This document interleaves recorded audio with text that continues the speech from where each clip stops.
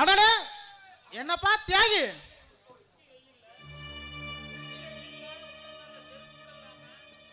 உச்சி வெயில உள்ளங்கால் செருப்பு கூட இல்லாம என்ன உன் செல்ல மகளை கூட்டிட்டு என்ன செய்தியா போற போலாம்? அப்பா வீதியில போகும்போது கண்ட கண்ட நாயெல்லாம் குலைக்கதான் செய்யும். அதை பார்த்துட்டு பேசாம இருக்கிறது தான் நமக்கு நல்லது. ஏடி எங்கெல்லாம் பார்த்தா நாய் மாதிரி தெரியுதா? எங்க போவாங்களா? பொட்டா கேளுங்க, வாய பொத்திடு.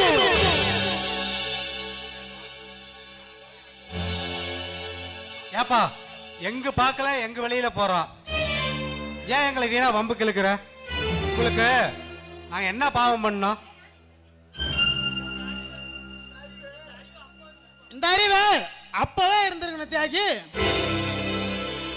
இடம் தெரியாம மோதன இப்ப இப்ப அனுபவிக்கிற. எப்ப என்ன காட்சி கொடுத்தியோ அப்பவே உனக்கு பிடிச்சது செய். பாடையில போற வயசுல பள்ளி செய்யணும் சொல்றது போல எங்களுக்கு பாதக நினைச்சு நீ இப்ப உனக்கு சாதக தெரியலாம் போச்சு.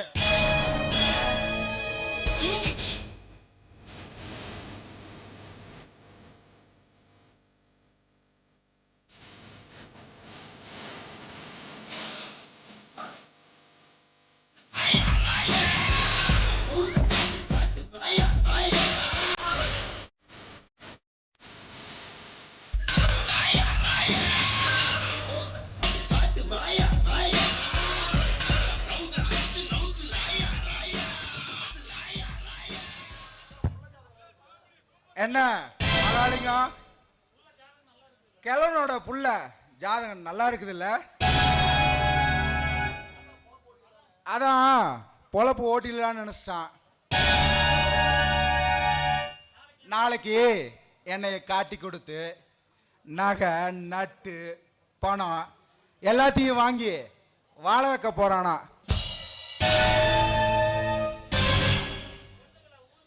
இதுக்கு பொண்ணுங்களை ஊரு மேல ஓய விடலாம்.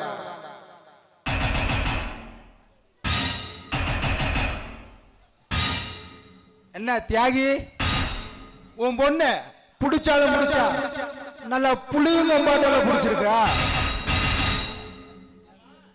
ஆமா, என் பெரியப்பன் மனுஷனே கிடையாது, திருட, அதுவும் தேச துரோகி வேற.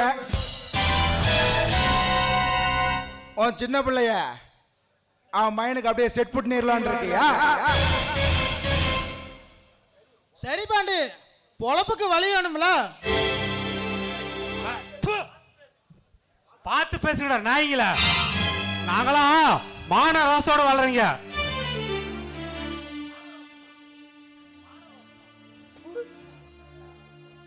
மானரோசமா?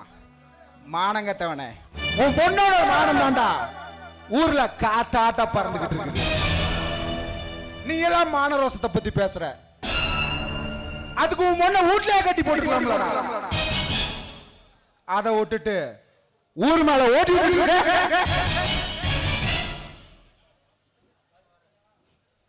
மறுபடியும் என் தம்பியோட பார்த்தேன், பார்த்த இடத்துல பஸ்மமாக்கிடுவேன்.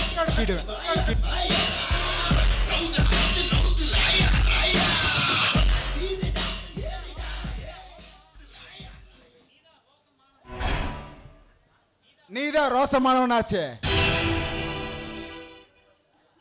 அது இருந்தா அப்படியே ஓடிரு. என்ன புரிஞ்சுதா? ஜாக்கிரதை.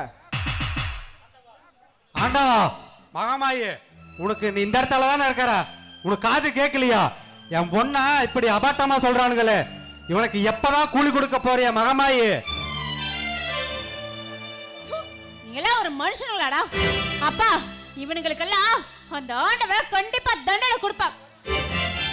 வினை வச்சவ வினையர்த்த, தினை வச்சவ தினையர்த்த மாதிரி இவனுங்களோட வினையே இவங்களை சுட்டு அரிக்கதான் போகுது. இவனுங்களோட நமக்கு என்ன பேச்சு?